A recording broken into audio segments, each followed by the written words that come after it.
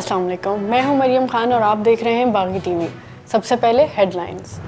Lahore high court ने मुस्लिम league नून की रहनुमा मरियम नवाज की चौधरी शुगर मिल्स केस में जमानत की दरख्वास्त मंजूर कर ली। अदालत ने मरियम नवाज को 1-1 करोड़ के 2 मुचलके जमा कराने का हुक्म दिया। अदालत ने मरियम नवाज को deputy registrar Lahore high court को पासपोर्ट जमा कराने की हिदायत कर दी। पासपोर्ट जमा न कराने की सूरत में 7 करोड़ रुपए का जमानत जमा करानी होगी। वज़ीर आज़म इमरान खान से बाबर अवान ने मुलाकात की है। इस मौके पर वज़ीर आज़म इमरान खान का कहना था कि रियासत पहले, सियासत बाद में आती है। रियासत को किसी सूरत कमज़ोर नहीं पड़ने देंगे। कानून की नज़र में सब बराबर हैं, सब पर यकसा इतलाक होगा। ATC से सुप्रीम कोर्ट तक सब जगह खुद पेश हुआ। साबिक वज़ीर आज़म नवाज शरीफ का सर्विसेज हस्पताल में 14वां रोज़। नवाज शरीफ का इलाज सरकारी खर्चे पर जारी। 14वें रोज़ में 15 लाख रुपए कौमी खजाने से खर्च हो चुके हैं। IOIG के 80 इंजेक्शंस पर 10 लाख रुपए खर्च हुए। नवाज शरीफ के इलाज के लिए महंगी अद्वियात तजवीज़ की गई। नवाज शरीफ की बीमारी की तशखीस के लिए रोज़ाना टेस्ट किए जा रहे हैं। मौलाना फजलुर रहमान की रिहाइश गाह पर अपोजिशन की कुल जमाती कॉन्फ्रेंस शुरू। पीपल्स पार्टी ANP के रहनुमा APC में पहुंच चुके। अलबत्ता मुस्लिम लीग नून अभी तक APC में नहीं पहुंची। मौलाना फजलुर रहमान के तर्जुमान के मुताबिक APC के बाद यहां कोई मीडिया टॉक या प्रेस कॉन्फ्रेंस नहीं होगी। मौलाना फजलुर रहमान APC के फैसलों से मुतल्लिक धरने में ऐलान करेंगे।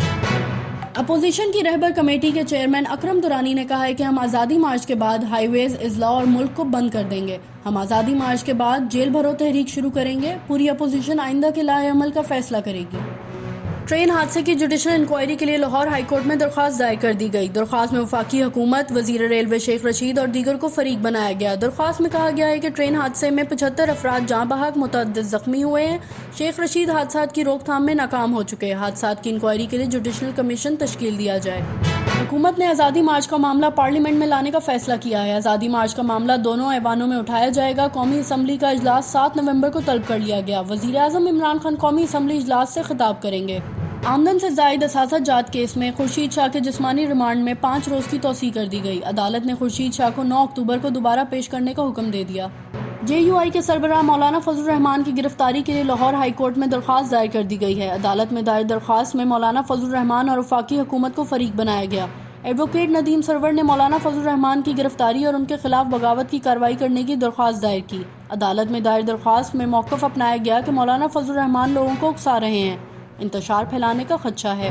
पाकिस्तान स्टॉक मार्केट में कारोबारी हफ्ते के पहले रोज़ ज़बरदस्त तेज़ी देखी गई। कारोबार और तिजारत के लिए माहौल साजगार होने लगा। पीर के रोज़ मार्केट में कारोबार का आगाज़ 34,203 रुपये 68 पैसे पर हुआ। मौजूदा सियासी बहरान के बावजूद सरमायाकारों ने हुकूमत पर एतमाद का इजहार किया। ये थी हेडलाइंस। मज़ीद जानने के लिए हमारे साथ जुड़े रहिए, देखते रहिए बागी टीवी।